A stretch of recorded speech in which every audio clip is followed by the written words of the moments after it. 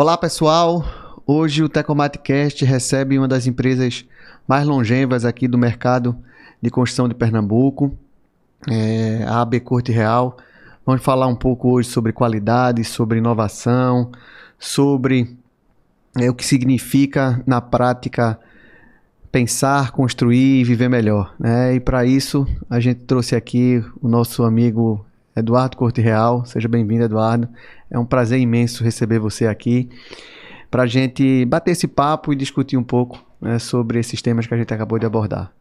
Ok, Neto. Bom dia, Neto. Muito obrigado pelo convite. Isso era uma satisfação enorme, essa conversa, para mim particularmente, e contar um pouco da história da AB Corte Real, aí, essa história que é tão rica e longeva, né? Como você já puxou o gancho aí, a AB Corte Real tem quase 70 anos, né? E como surgiu a AB Corte, né? Conta um pouquinho dessa trajetória de vocês aí. Então, a AB Corte Real, ela foi fundada pelo meu avô, em 1956, certo? Meu avô é pernambucano, foi morar, estudar na Bahia, em Salvador, se formou e em 54 ele voltou para Recife, certo? Ele trabalhava no Senai e ele recebeu um convite para implementar o Senai aqui em Pernambuco. Então aqui ele chegou, passou 2 anos e montou junto com o irmão a AB Corte Real, né? E o nome vem dele, que é Austriclínio Borges Corte Real. Por isso o nome AB Corte Real. Então aí nasceu a empresa, né, em 56, quando ele veio da Bahia. Ele já veio com meu pai, Jorge, e com já nascido, junto com minha tia, Ângela, né, e aqui firmou novamente moradia, e daí nasceu a AB Corte Real. Perfeito. E vocês, né, hoje a gente está na terceira geração, né? Vocês estão na terceira geração da empresa. Exato, isso é uma história interessante de contar, né? Uma empresa, ela foi fundada pelo meu avô, trabalhou junto com o irmão dele, a Taíde, e mais ou menos em 76, Jorge entrou na empresa, certo? Que é meu pai. Em 80, Ciro entrou na empresa, também já como engenheiro formado, e aí, de fato, eu até conversando com ele recentemente, já deu essa transição para a segunda geração. Aconteceu aí em 81 e 82, eles assumiram o comando da empresa, né? E aí, hoje, né, depois de 69 anos, hoje quem está tocando a empresa sou eu, na parte de engenharia, e Fábio, eu filho de Jorge, o filho mais velho de Austriclínio, e Fábio é o filho de Ciro também, que são os 2 sócios hoje da companhia, né? Então a gente aí, há uns 3 anos atrás, eles saíram da execução de fato, digamos assim, ascenderam ao conselho, e hoje a gente toca as operações da empresa. Então, digamos, de fato, hoje rodando a terceira geração da AB Corte Real. Perfeito. A gente vê que não é fácil, né?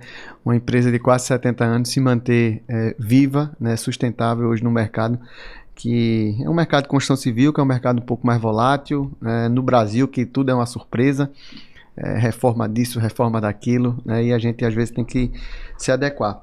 Mas o segmento de atuação, Eduardo, da AB Corte sempre foi a parte de construção imobiliária, ou vocês iniciaram na parte de serviço? Conta um pouco sobre isso. A gente sempre nascemos já atuando nessas duas vertentes, certo? Na área habitacional, né, desde construção, incorporação e venda, como prestando serviço para cooperativas habitacionais e prestação de serviço, né? Prestação de serviço sempre foi mais o nosso forte, e no início se construiu muitas agências de banco, usinas, e isso a gente perpetua até hoje, né? Essa atuação nesses setores, mas sempre com um pezinho na incorporação, também construindo empreendimentos e entregando habitacionais também. Então a gente atua nesses 2 segmentos de forma coordenada, mais forte há um tempo atrás na parte de prestação de serviço, né, porque são obras mais vultuosas e obras de curto prazo, então isso requer aí um incremento maior de faturamento anual,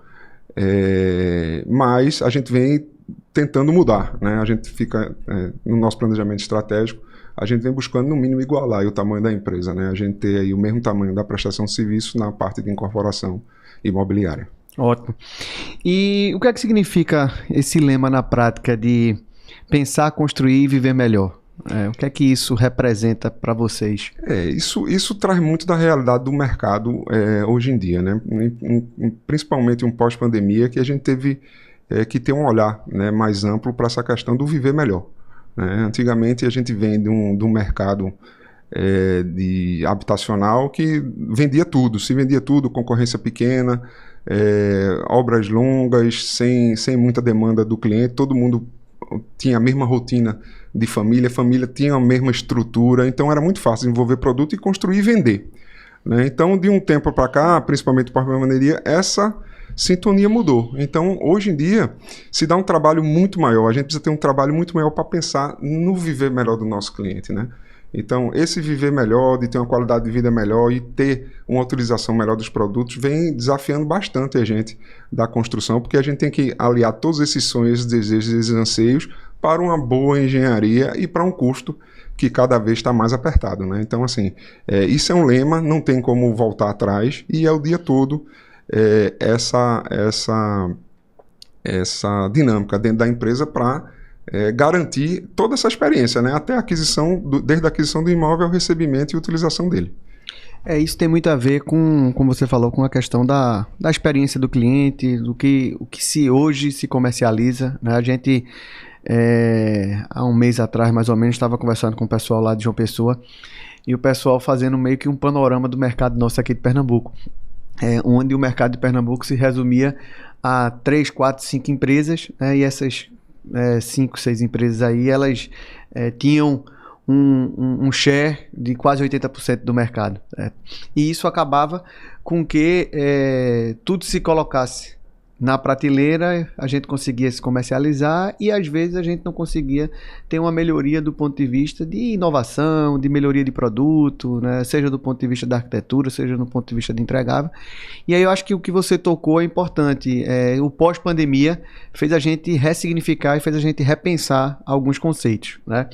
E quais são os principais diferenciais nesse sentido quando vocês pensam em incorporar? Você pensa ali sempre o cliente está no foco, né? Mas quais são os atributos hoje em dia que o pessoal e vocês enxergam que são diferenciais na incorporação?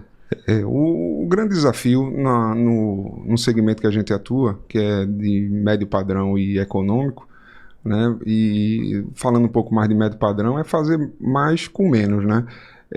Hoje em dia, com a elevação dos custos, né, está ficando cada vez mais desafiador você colocar e elevar, né, de padrão seu produto para conseguir se adequar às normativas não, às demandas dos nossos clientes, né? Então hoje, antigamente a gente pegava um terreno e era o que desce no terreno. Hoje em dia a gente procura o terreno exato para aquele tipo de cliente e de padrão, para poder otimizar projetos, para a gente conseguir oferecer dentro dos custos aceitáveis um produto que consiga adequar ao dia a dia do nosso usuário, né? Mas hoje em dia a gente não consegue conceber mais um produto sem coworking, sem ter um pet place, sem estar integrado com a região, uma área de lazer bem completa, equipada, né? Hoje em dia, com os empreendimentos estão ficando menores e a gente está deixando de usar a nossa área comum, ficou caro usar a nossa área comum para ter uma banca de estudo, para você fazer uma reunião, para você receber pessoas. Então, isso vem com o tempo se transferindo para o mundo do empreendimento, né? Você está ali, divide com várias pessoas, você usa raramente sua sala, por exemplo, para fazer uma recepção para uns amigos, um colega, uns familiares. Então, você usa aquela área do seu condomínio e otimiza, né, a utilização dele, e você assim consegue plantas mais compactas, né? Então hoje eu acho que o grande desafio é você conseguir entregar ao seu cliente plantas inteligentes que se adequem às condições dele e um organismo vivo dentro do condomínio que também venha trazer mais do que espaços, serviços, né, para você ter aí um dia a dia melhor. A gente foi também recentemente para Fortaleza e tem 2 experiências interessantes, que eu acho que é interessante a gente estar aqui compartilhando. Uma foi lá na J. Simões, onde ele é especialista hoje em dia na venda de compactos, né, de empreendimentos compactos, e desmistificou um pouco ali a questão de eu não estou vendendo apenas 30 metros quadrados de área privativa, certo? Eu estou vendendo 30 metros quadrados de área privativa com a condição de você poder utilizar, sei lá, 100 metros quadrados, né, de área privativa ou de área coletiva. Então, esse conceito eu acho que é bastante interessante, né? A gente deixar claro para os nossos clientes nas comunicações de que ele vai ter aquela área interessante que ele vai utilizar diariamente, mas quando esporadicamente ele precisar ter algum tipo de convivência coletiva com familiares, com amigos e tudo mais, ele tem acesso rapidamente àquelas áreas que estão ali dentro do empreendimento. Outra coisa interessante foi numa pesquisa no ano passado, a gente estava conversando com um pessoal desse que tem soluções, software, né, para a parte de pesquisa de mercado e tudo mais, e a importância de alguns equipamentos estarem hoje inseridos dentro do contexto de uma incorporação que impulsiona as vendas. Hoje é inadmissível um empreendimento não ter uma academia adequada, né, para os usuários. Academia hoje, a questão de bem-estar, essa questão de melhoria de mobilidade, bicicleta, né, e tudo mais, ele até comentou, disse, determinado empreendimento não estava conseguindo ser comercializado porque não tinha um bicicletário, certo? Coloca aqui um bicicletário que isso vai ajudar a impulsionar a tua venda em relação ao do concorrente do lado. Então, são coisas que pós-pandemia, a questão de um co-work, a questão de hoje o trabalho híbrido, né? Você trabalhar remotamente, você trabalhar no espaço corporativo, enfim, então acho que isso é importante. Mas essa concepção hoje de projeto dentro da AB Corte, quais são o que é que vocês integram com relação a esse ponto de vista de experiência do cliente, né? Existem algumas tratativas do ponto de vista de melhoria, de sustentabilidade, de inovações. O que é que vocês estão pensando já em introduzir nos projetos de vocês? Veja, quando a gente concebe, já nasce desde a concepção, né, Neto? A gente faz aí nossas pesquisas no mercado, com ferramentas de inteligência também, que é outra mudança. Antigamente eram aquelas pesquisas físicas fazendo entrevista, e hoje em dia tudo é utilização e costumes da internet, né, cliques e tal. Então também é uma coisa interessante de a gente conseguir se acostumar a entender, né, você entender que naquela região a pessoa quer um pet place porque ela tem aquela persona que você criou, clica várias vezes em algo relacionado com isso. Então isso também é uma mudança para a gente, né, que acompanha o mercado, ver acontecer. Mas o mais importante é desde a concepção do projeto, né? A gente escolher o bairro que a gente quer implantar, escolher um terreno que se adeque às condições estruturais do projeto e consiga caber também todos esses equipamentos, né, de lazer e de facilidades. Hoje em dia, quando a gente para estudar e fazer essas avaliações, a gente já parte desde a parte estrutural, né? Então, quando a gente pega um produto hoje, antigamente, há um tempo recente até, era tudo aporticado, jeitinho. Eu me lembro que a AB chegou a ter mais de 3.000 cabacinhas, 80 por 80, 20 de altura, tal, era uma coisa meio padrão, que hoje não é assim, né? Cada projeto tem seu tipo, se vai ser aporticado, se vai ser alvenaria estrutural, se vai ser parede de concreto, sendo aporticado, se vai ser protendido, se vai ser Pavi Plus. Então criou toda uma estrutura de pré-engenharia para a gente poder fazer essa concepção. Então já parte daí, né? Da onde a gente vai querer implantar o nosso produto, certo? Quais são a persona que a gente vai poder atuar, se é uma classe média, se é um médio padrão ou se é um econômico. Em relação à sustentabilidade, Neto, já é uma coisa intrínseca do nosso desenvolvimento, né? Já somos na terceira geração de engenheiros, então a gente foca muito no desempenho, né? O desempenho é produtivo, né? Isso já traz essa questão da sustentabilidade atrelada. Hoje na AB a gente não tem nada estruturado para selo, mas a gente vem trabalhando para transformar e organizar essas ações em números e controles que a gente consiga de fato aferir qual é essa melhoria que a gente vem aplicando nos nossos empreendimentos, entendeu? Excelente. A gente observa, Eduardo, lá na Tecomata a gente tem um segmento que faz esse tipo de consultoria para organizar os dados e as informações para preparar a empresa para alguma certificação de sustentabilidade, seja Aqua, LEED, GBC, enfim. E a prática vem mostrando que as empresas elas já têm algum tipo de soluções, algum tipo de implementação, certo? Isso é necessário ser organizado, tanto na fase de projeto quanto na fase de execução, para a gente conseguir ter esses êxitos. É um caminho sem volta.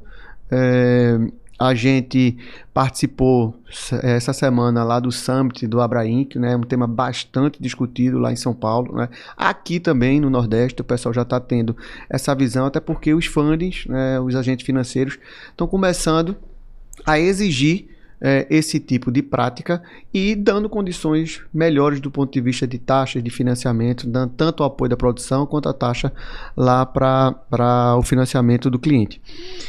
A gente vai... a gente está agora para lançar alguns produtos que já vão sair com selo da Caixa já com selo azul, respeito, né? Selo azul da Caixa, né? Vamos começar pelo inicial e aí começar, né? Porque já tem que nascer lá desde a concepção do projeto, como nossa esteira de lançamento é muito longa, né? Da parte de incorporação. Então a gente vai ver aí alguns produtos da B Corte Real em breve com o selo da Caixa. Perfeito. Você vem de uma escola de engenharia, a terceira geração de engenheiros dentro da família, mas você passou por algumas outras empresas, foi estagiário da Romarco, a gente recentemente conversando lá com o Dr. Henrique, acho que é uma grande escola, né, Dr. Henrique Suassuna, foi da Queiroz Galvão, participou de obra de infraestrutura, então tem uma vasta experiência, não só aqui no Nordeste, mas a nível Brasil. A gente se conheceu na infraestrutura, lá aqui na obra do aeroporto. Eduardo é uma pessoa que tem uma experiência muito forte. Essa parte da experiência, Eduardo, na infraestrutura, o que é que ela traz para uma empresa de menor porte, para mercados imobiliários, para a parte de serviço? Quais são as lições que tu trouxesse, as lições aprendidas desses grandes projetos para eles serem introduzidos dentro do dia a dia da B Corte Real? O grande diferencial, né, das obras de infraestruturas são o massivo gerenciamento, né? Assim, na parte de incorporação se tornava, era um pouco mais informal esses controles, mas quando a gente vem de obras grandes, estruturadoras, a gente traz muito processos, a parte técnica muito forte e a parte de gestão muito forte também, né? Porque são números grandes, são 3.000, 8.000 funcionários, os volumes são todos gigantescos, então tem que vir uma gestão muito robusta atrelada a isso, né? Então isso a gente consegue trazer, eu consegui trazer essa minha experiência do mercado, né, principalmente da Queiroz Galvão, que quase minha vida toda foi trabalhando lá, e trouxe. Então a gente conseguiu implantar uma governança muito importante dentro da empresa, né, e um nível de controles muito alto, né? Então isso, digamos, foi o maior ganho que eu trouxe da minha estrutura, da infraestrutura, né? Agora, por outros casos, vem outros desafios, né? Porque na infraestrutura você tem CNPJ, né? Você constrói ali uma solução. Vou construir uma ponte, construir uma estação de tratamento, uma ferrovia. Então ali é uma facilidade que você vai colocar para a sociedade. Quando você vai para a infraestrutura, ou quando você vai para a incorporação, é outra coisa, né? Ali são sonhos, são CPFs, né? Você está tratando o proprietário, o marido, a esposa, tem nome, tem diferente. Então, eu vim para abrir, mas tenho, assim, sofrido muito, né? Ou seja, me esforçado bastante para mudar essa visão, que não é simplesmente levantar um edifício, né? Você estar ali construindo, fazendo parte de um sonho da vida de uma pessoa. Então, é um mix, né? Você trazer essa experiência de grandes projetos estruturadores do Estado e nacionais, para vir para desenvolver um sonho de 60, 70, 80 metros quadrados de uma família que vai morar ali por vários e vários anos.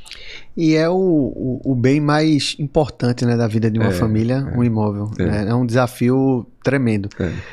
Ontem também, lá na Abraim, que eu escutei uma frase interessante de um consultor lá, onde ele se colocou em relação à experiência do cliente. A gente, no mercado de construção civil, precisa ter uma atenção, às vezes, um pouco melhor para esses CPFs, né? O CPF, ele é do CNPJ, certo? Ele é da marca B Corte Real, certo? E, às vezes, dentro da marca B Corte Real, esse cliente ele se relaciona com vários setores, desde a parte do comercial, da parte do relacionamento com o cliente, da parte da engenharia do pós-obra, que é tão importante quanto, né? Então, como reter esse cliente e como você promover uma excelente experiência para ele. O que as outras indústrias estão um pouco mais avançadas em relação a essa questão da experiência do cliente.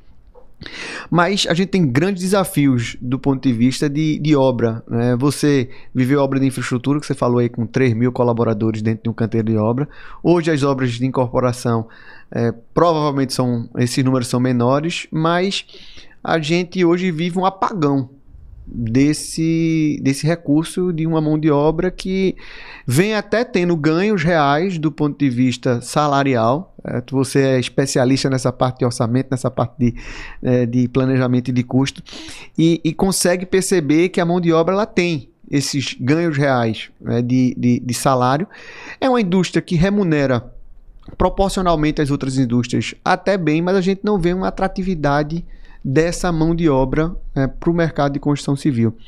O que é que a AB Corte vem implantando? Quais são os desafios de vocês? O que é que vocês vêm fazendo para passar por esse tipo de problema do apagão da mão de obra, de escassez, de tudo mais? Neto, a gente vem alterando metodologias construtivas, certo?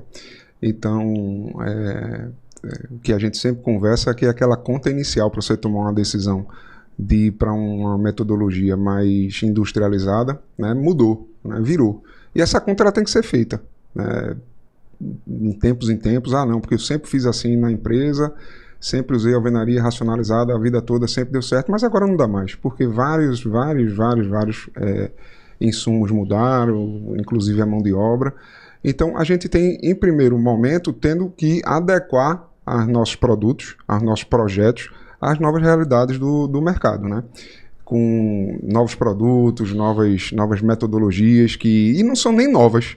Isso. São que eram inviáveis há um tempo atrás e hoje se tornaram altamente viáveis, né? Esse é o primeiro ponto que tem trazido, digamos assim, mais retorno para a gente conseguir atender aí os prazos que estão cada vez mais enxutos, né? A gente vai falar um pouco aí de custo, que estão mais enxutos. Então esse é o primeiro ponto, é a gente adequar aos materiais que a gente vai usar e a metodologia que a gente vai colocar. E outra coisa também, humanizar mais os nossos canteiros, sabe, né? Essa questão da atratividade, a gente está vendo que está muito hoje logado, e quando a gente chega a algumas obras, a gente ainda vê algumas situações que não torna atrativo a mão de obra. Você vê um servente novo, de um camarada de 19 anos querendo começar ali, e está num lugar não tão harmonioso, né? Então, assim, existe essa modificação, as grandes empresas pulsam isso, a gente vem a reboque, e já vem uma melhora nessa questão. A gente estava falando sobre mulher no canteiro, não, pô, é um paradigma, né? Então, você já vê hoje várias, a gente já visitou aí algumas empresas isso.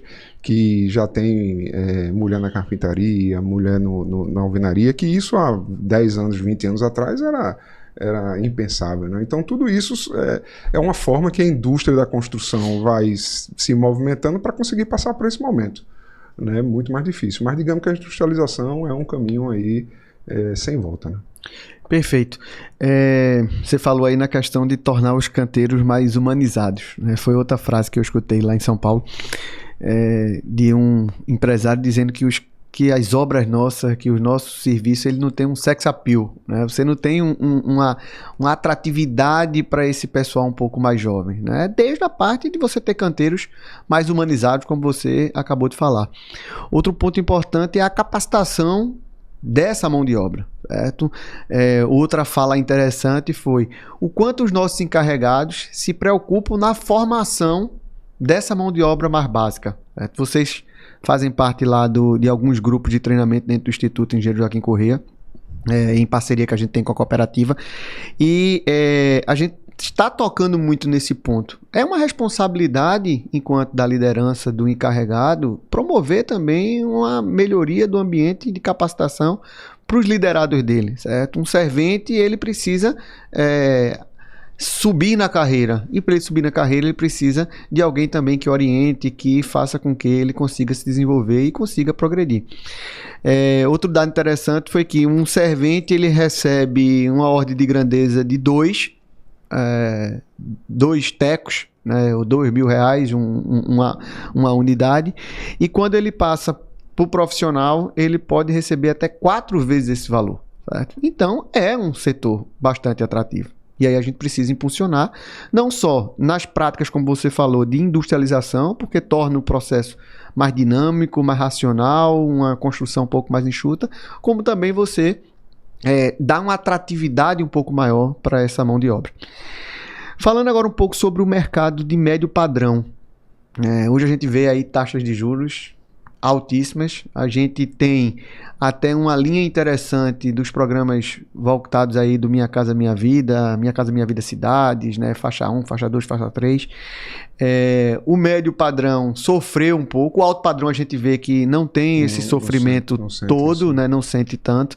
Até ontem também se comentou com relação à reforma tributária, 2% em cima de um empreendimento de luxo ou de exclusividade ou de alto padrão, né? Não faz tanta diferença, mas 2% em cima de um empreendimento de uma renda, certo, mais baixa, isso sofre bastante do ponto de vista de imposto. Então, nesse médio padrão, como é que vocês enxergam esse mercado? Quais são os diferenciais que vocês estão procurando para se manter atrativo e competitivo no mercado? A gente entende que essa alta aí dos juros, ela dá uma represada na venda, né? Não tenha dúvida que quem estava querendo, eu quero me mudar, e já deixa um pouco do querer para um pouco precisar, né? Então isso mexe um pouco aí na velocidade de vendas, né? E represa, né? Represa produtos aí na prateleira. A gente é um caminho natural a diminuição nesse momento, a diminuição aí desses metros quadrados no médio padrão, né? Você vê aí hoje 3 quartos, 60 metros quadrados. Para você ter um lançamento de 80 metros quadrados, está ficando cada vez mais raro, né? De 100 metros quadrados então o mercado vem se adequando às condições dos nossos clientes, né? Até para que essas prestações e esses valores caibam no bolso dos clientes. Então hoje é muito mais você adequar aos custos, né? A gente conversa muito naquelas viagens que a gente faz nas missões junto com você, Neto, que a gente vê fachadas disruptivas, coisas muito claras. E quando você vem para a prancheta, para a gente elaborar, seria muito gratificante pegar um médio padrão e meter uma fachada toda de vidro e tal. Mas quando você vai ver lá que o médio padrão tem que ser R$9.000, 8.000, 8.500 um metro quadrado, você começa a ter que rebolar para conseguir fomentar um produto, né, que consiga caber no bolso do nosso cliente nesse momento de taxa de juros mais elevadas, entendeu? Então, é um trabalho que tem que ser feito entre esse jogo, né, do custo de construção com o tamanho dos empreendimentos para que a gente consiga continuar pujante aí na área de médio padrão. Você tocou na questão das missões, né? A gente vem promovendo algumas missões. Você participou assiduamente das 2 últimas missões que a gente fez.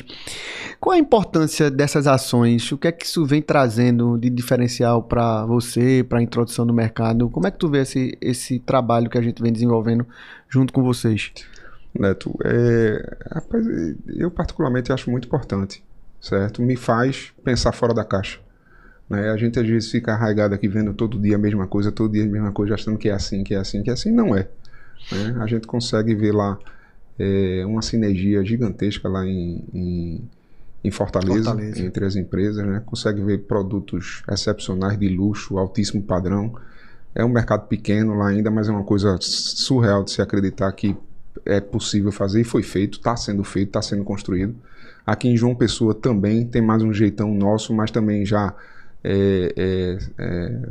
está surfando aí essa onda do crescimento grande lá de João Pessoa principalmente, e isso faz a gente trazer todas essas lições aprendidas dele para cá, né, para o mercado da gente aqui de Pernambuco, e faz a gente mexer muito. Eu particularmente me sinto muito provocado, né, a sair da zona comum, aquele negócio dos espaços que você acabou de me escutar falar aqui, da casa ser menor e ser integrado, e a gente escutou lá em Fortaleza, e quando ele falou fez todo o sentido para mim, né? Coisa que um tempo atrás a gente vai entregar o mais simples possível, porque a gente quer o mais barato. Quando a pessoa pegar, ela vai montar, termina que a gente termina ficando com um empreendimento que não tem conceito, né? Então você já conceituar, porque foi um show, né, que ele deu lá pra gente, conceituando o procedimento de marketing dele, e então isso provoca a gente demais, a gente trazer todas essas lições aprendidas do mercado vizinhos nossos, porque lá faz e aqui a gente não faz, né?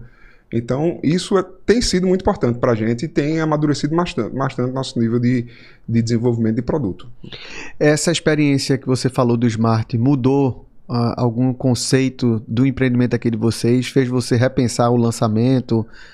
Alterou alguma parte nesse sentido? Não? Mudou demais. Mudou tanto que a gente, esse semestre, agora segundo semestre, a gente já vai lançar um produto com a pegada Smart na Zona Norte, já com essa linha de pensamento, entendeu? Antigamente a gente entregava no médio padrão áreas sem estar equipadas, então quando a gente foi lá viu quando você olha lá, viu uma diferença completamente diferente, a gente nem reajustou o preço, mas a gente disse, a gente não pode conceber mais entregar uma área que não esteja totalmente equipada e pronta para ser usada, né, climatizada e tal. Então isso foi tudo provocação. E quando você vai fazer a conta, que você bota, quanto é um ar-condicionado, não sei quanto, dividido por um VGV de não sei quanto, você começa a ver que... Faz sentido.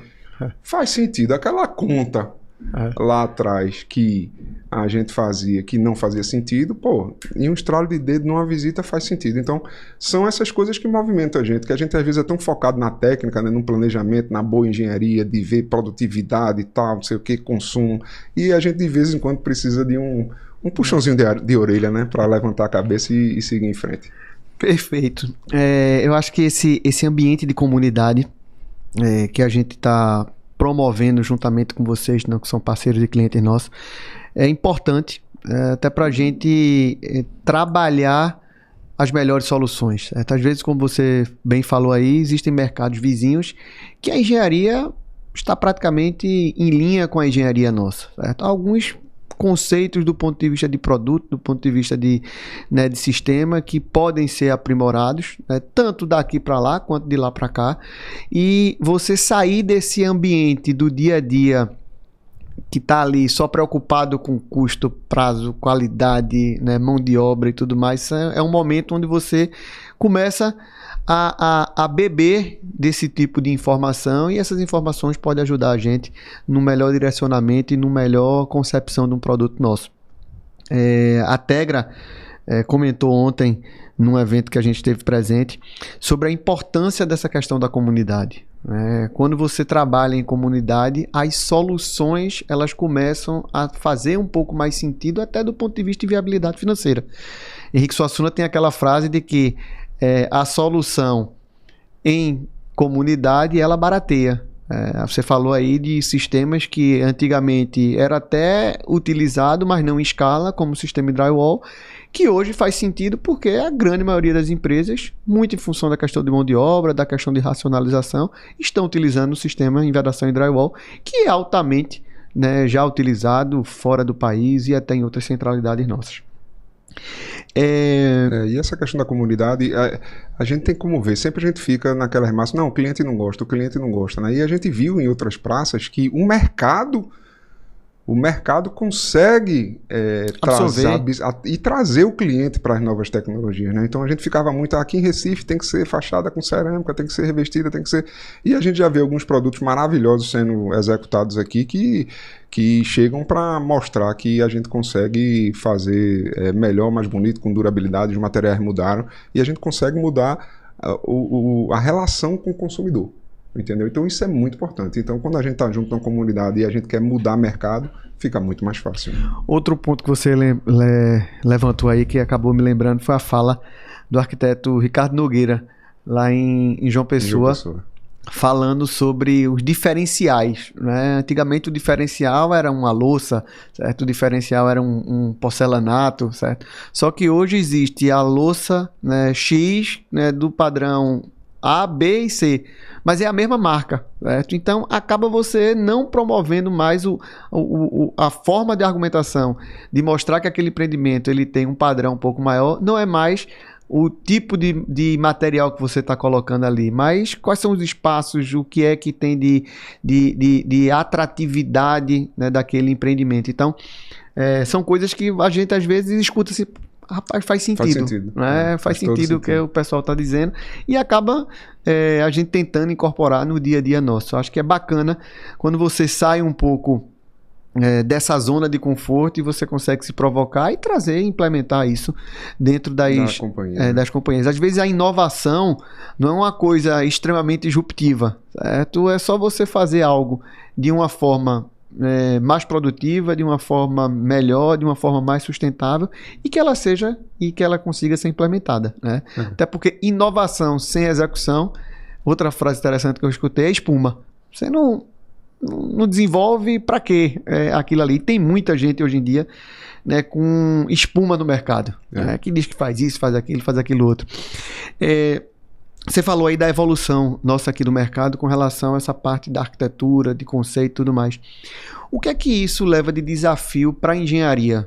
Como é que vocês tratam isso hoje dentro da AB Corte Real? A gente vê hoje fachadas um pouco mais rebuscadas, né? Você vê materiais sendo utilizados diferentes, não só mais aquela questão de um revestimento aderido com cerâmica ou porcelanato. Você já vê uma composição de equipamentos dentro da fachada, seja madeira engenheirada, seja revestimento acrílico, né, na base mineral, enfim. Quais são os desafios da engenharia nesse conceito? Como é que vocês trabalham isso lá? A incorporação e a engenharia montante. A gente já sente também uma evolução dos nossos arquitetos aqui do mercado local, né? Essa questão de material, isso tem que ser uma sinergia muito interessante, né, da gente, engenheiro, e dos nossos arquitetos, para a gente conseguir especificar bem, né, e a gente conseguir fazer com pouco, muito, né? A gente vê algumas fachadas, alguma estrutura que, você vê que em custo de execução é o mesmo, ou até um pouco mais econômico, e deu completamente uma mudada e deu uma característica, deu uma pegada diferente ao produto, né? A gente via que um tempo atrás, quando a gente sentava para desenvolver produto, a gente chegava lá, tem um terreno de 2.000 metros quadrados, aí mandava para 2, 3 arquitetos, e o que botasse mais apartamento dentro era o que você escolhia. Era o que a gente escolhia, que vai ter um VGV maior e tal, e a gente viu que isso não é mais assim, né? Então até o critério de a gente selecionar os nossos parceiros arquitetos para poder elaborar nossos produtos junto com a gente já é uma pegada totalmente diferente, né? A gente não está mais querendo otimizar o coeficiente, importante que aconteça, não tenha dúvida, mas não é isso que puxa a gente. Então, existe uma maturidade já das construtoras, né? Mas eu acredito também que os arquitetos também têm evoluído bastante, né, em relação a isso, para ajudar a gente, né? Porque ninguém vai ter um mega arquiteto dentro da sua estrutura, no caso da AB a gente não tem, de interiores, de acabamento, que vá lá fazer as viagens, que vai ver o produto mais adequado, vai ver o que é mais produtivo, vai ver o que se encaixa melhor, para trazer isso para a gente desenvolver 2, 3 produtos por ano, né? Então a gente não consegue ter isso. Então a gente conta muito com essas parcerias para que já que nasce. Agora a provocação, vou lhe dizer, é grande. É grande, porque a gente fica sempre querendo fazer um pouco mais diferente, né? Na área econômica não, na linha econômica da gente é meio padrãozão, porque tem que ser repetitivo e o custo aí é mandatório, mas nas áreas comuns você já vê que você já consegue fazer uma coisa muito, muito organizada, nível médio padrão, com apartamentos populares, né? Então isso aí já é um ganho também de engenharia de material que a gente consegue atrelar para dentro do produto, né?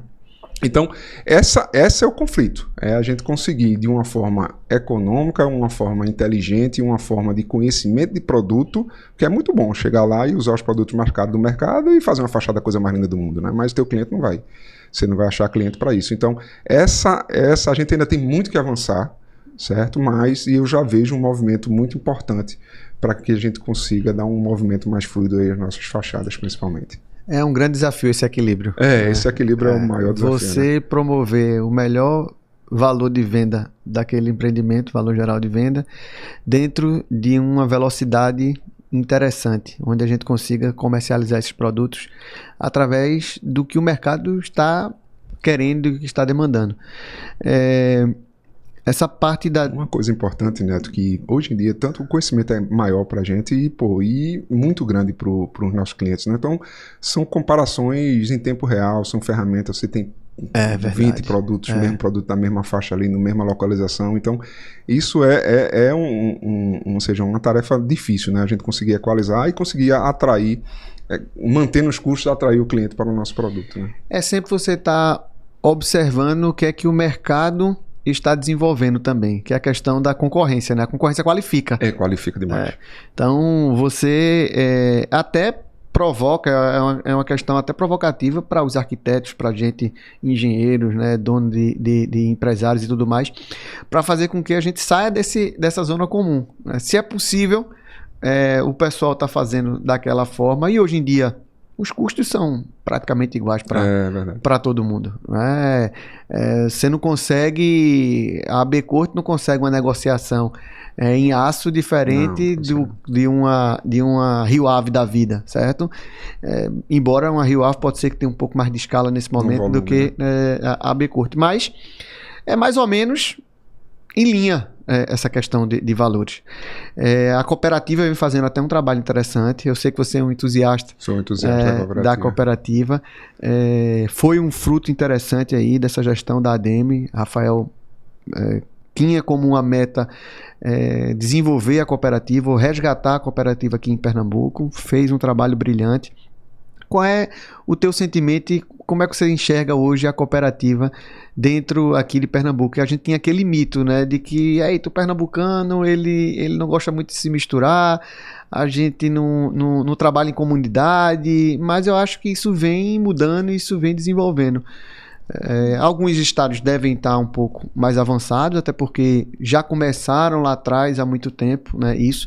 Mas eu acho que o pernambucano ele tem grandes chances e tem grandes oportunidades para frente de melhoria nesse sentido. Qual é a tua visão em relação a isso? Eu sou entusiasta da cooperativa, certo? Quem é mais antigo aí de mercado, sempre quando diz, vai lançar cooperativa novo, tal, não vai dar certo, porque aqui não sei o que, aqui é diferente e tal. Então tem essa questão do pernambucano ser mais barrista, mais fechado, tem muito disso, né? Mas assim como eu sou a terceira geração da B, tem também outros engenheiros novos aí que estão no mercado, novo de idade não, né? Novo de mercado, mas com uma visão diferente, certo? Eu acho que é um ganha-ganha, né? Hoje a gente fica muito susceptível às variações de mercado. Pega médias empresas que antigamente grandes fornecedores faziam o que queriam, mudavam preço e fazia desse jeito, e era goela abaixo, a gente tinha que suportar. E hoje se a gente se organizar, a gente vai ser muito mais forte, a gente vai regular o mercado, né? A gente começou bem a cooperativa, aí o mercado, próprios fornecedores começam a se mexer para tentar de alguma forma quebrar, e a gente unidos estamos conseguindo perseverar, né? Tem um crescimento expressivo e eu acredito muito nos ganhos e no que há por vir aí de resultado das ações da cooperativa, né? A gente vê em outros estados que tem cooperativa há mais de 20 anos, e as negociações são maravilhosas, maravilhosas. Entendeu, Neto? É verdade. A gente visualiza que mercados vizinhos aqui, como Alagoas, né, como Ceará, tem hoje um nível de maturidade até um pouco maior em relação a essa questão das cooperativas, mas eu acho que o pernambucano nunca é tarde para a gente pegar essa vanguarda aí e fazer um trabalho semelhante do que esses estados estão fazendo aqui vizinhos. Eu acho que com uma gestão interessante como está sendo colocada, com a parte colaborativa, respeitando fornecedor, respeitando, né, as empresas, todos esses stakeholders, eu acho que é importante. Falando em fornecedor, parceiro e tudo mais, como é que vocês tratam isso dentro da AB Corte Real? A gente, enquanto Tecomate, é um parceiro longevo aí de vocês, e vê que vocês têm esse cuidado muito forte com relação à manutenção e até feedbacks construtivos para melhoria contínua. Como é que você enxerga essas parcerias para a perenidade do teu negócio? Elas são de extrema importância, né? E é um pilar forte da gente, né? Uma empresa tão longeva, está tanto tempo no mercado e está aí aumentando, né, as parcerias e fomentando, né? A gente dá muita importância, né? Se você pode ver, a maioria do pessoal que trabalha com a gente é pessoal muito antigo, né? São parcerias antigas que a gente construiu com muito tempo. É uma relação muito transparente, muito aberta, né? A gente gosta de deixar muito às claras as nossas demandas e a gente tem criado muita expectativa nas parcerias, certo? A gente tem mudado um pouco a forma da gente ver parceiro. Antigamente era preço, não é preço, agora é entrega, porque a gente se via às vezes muito, muito refém de alguns parceiros e perdendo muita energia. Certo? Então hoje a gente tem qualificado muito as nossas parcerias para que de fato traga todo o benefício de uma parceria tem que ter. Porque a gente às vezes faz uma contratação, monta uma parceria que gasta tanta energia que termina tirando o foco da gente. Porque o foco da gente não é fazer controle tecnológico, o foco da gente não é fazer projeto de impermeabilização. O foco da gente é construir. Isso. Né? Desenvolver um bom produto, agora é vender também, né? Que a gente não fala muito aqui, mas é outro desafio grande se adequar a essas novas metodologias de venda. Mas assim, o foco da gente é construir. Se eu estar perdendo meu tempo aqui, em vez de estar negociando terreno, vendo estruturando equipe, fomentando minha equipe interna, com RH forte, tal, eu vou parar a roda. Entendeu? Então a gente tem ressignificado bastante essa questão da seleção da nossa parceria. E você, Neto, como sempre, é um parceiro aí, parceiraço, que tem nos ensinado bastante aí nesse novo momento da AB Corte Real. Muito bom. Você tocou na parte do comercial, nessa parte de venda. Foi outra experiência que eu tive lá em São Paulo. Hoje a inteligência artificial está muito presente nesse mercado, né? A questão do marketing. A gente, enquanto Tecomat, também tinha uma resistência muito forte em relação a exposição, a você estar se colocando ou se vendendo.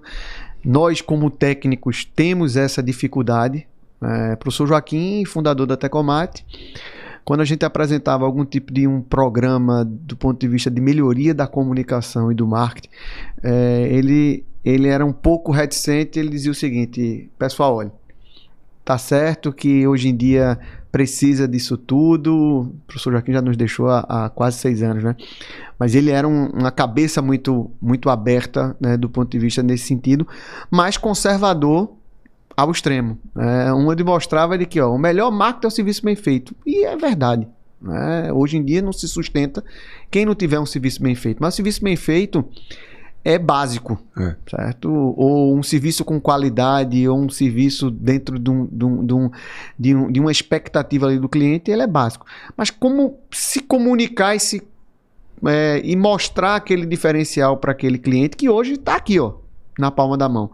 Tem tecnologia que eu vi, que inteligência artificial, que o cara estava dizendo que, rapaz, o pessoal acha que é um vendedor ali se comunicando, até dá cantada na inteligência artificial, porque é tão humanizado, né, que você às vezes não acredita.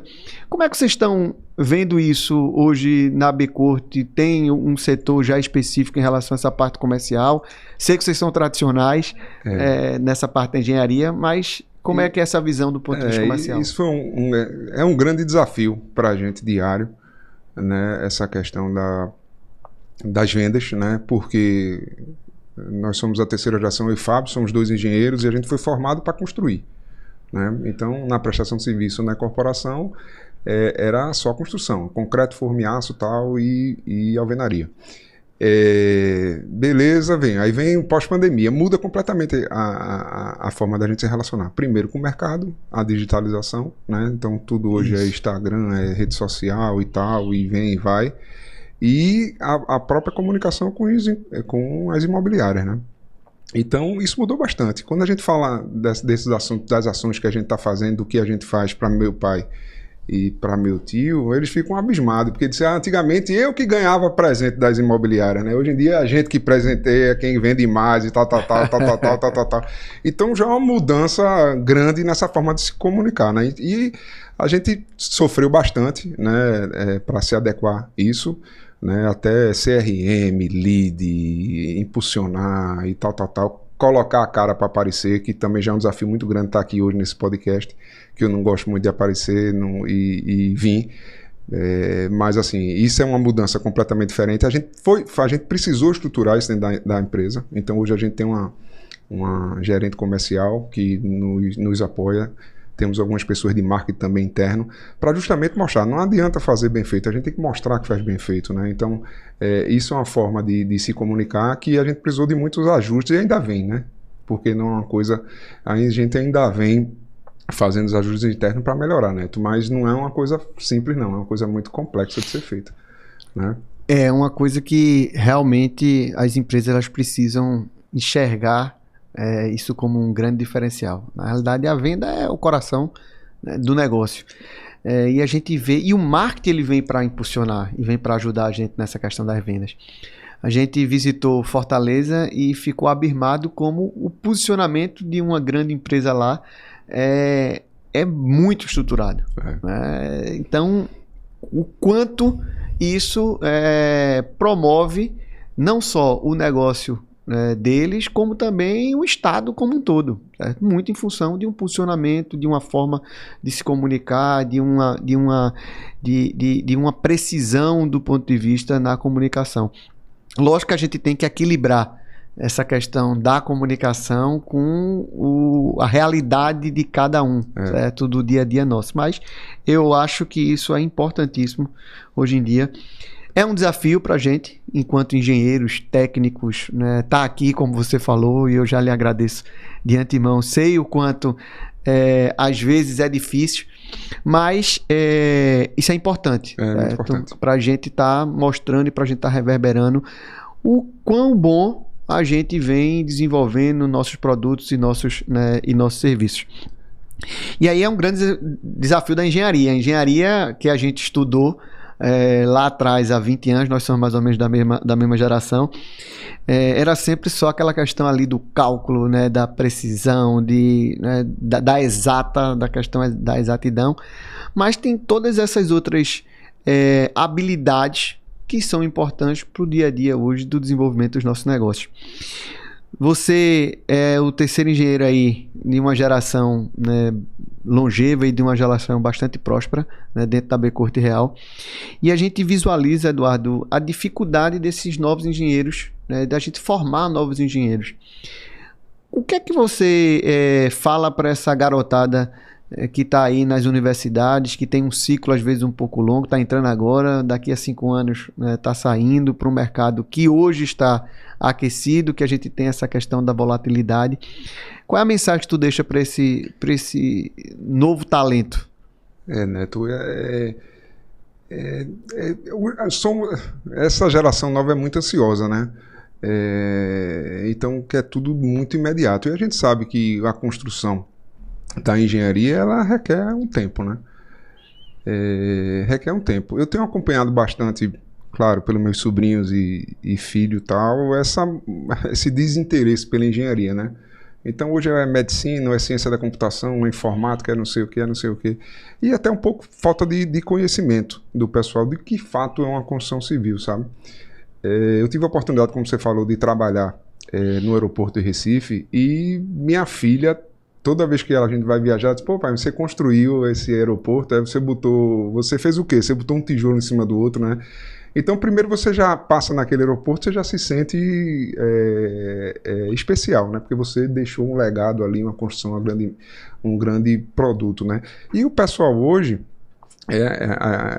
as histórias que chegam para mim nas mesas de conversa, não, o cara entrou na faculdade, aí já foi chamado para não sei aonde, montou uma empresa, já tem 20 pessoas, vendeu por não sei quantos milhões. Rapaz, isso deve ser uma história em 1 milhão que deve existir, e isso vira um reverbera de uma forma tão grande que termina contaminando aí essas novas gerações, né? Essa questão do imediatismo para amanhã, né? O que eu sempre tenho falado, Neto, é assim, a engenharia civil, ela é muito ampla, né? Tanto que a gente está falando aqui de concreto, de aço, e a gente está falando de marketing. A gente não falou muito em ferramenta de gestão, que hoje, para você fazer um empreendimento, você tem que ter os 5, 6 ou 7 softwares aí integrados. Você é um fomentador disso também aí no Porto Digital. Então tem espaço para tudo, né? Eu acho que falta um pouco a gente se comunicar melhor e mostrar o que é o universo de fato de uma obra, né?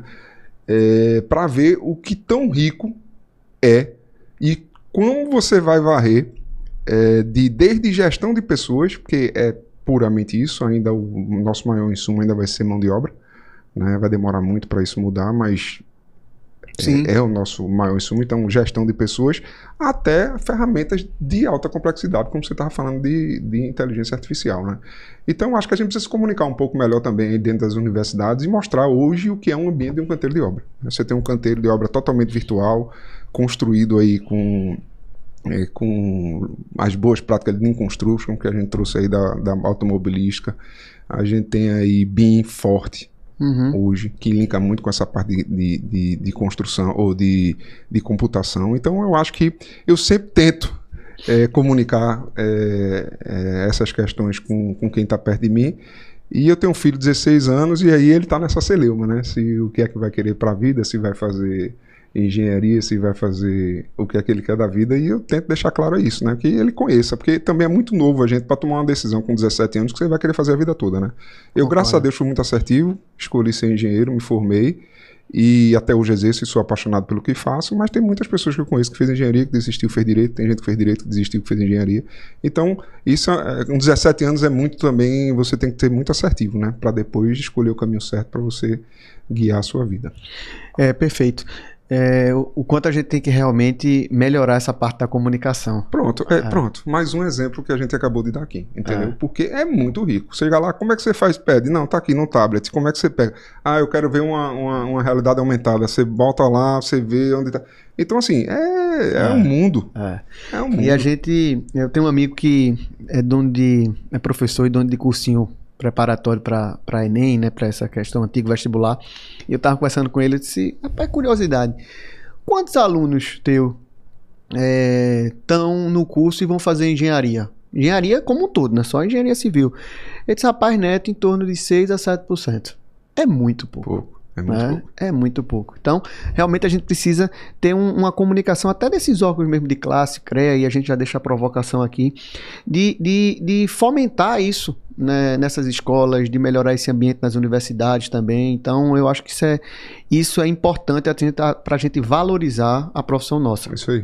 Como você falou, eu também sou filho de engenheiro, escolhi engenharia, amo o que faço, certo? E como você bem colocou aí, a engenharia é um campo amplo, não é?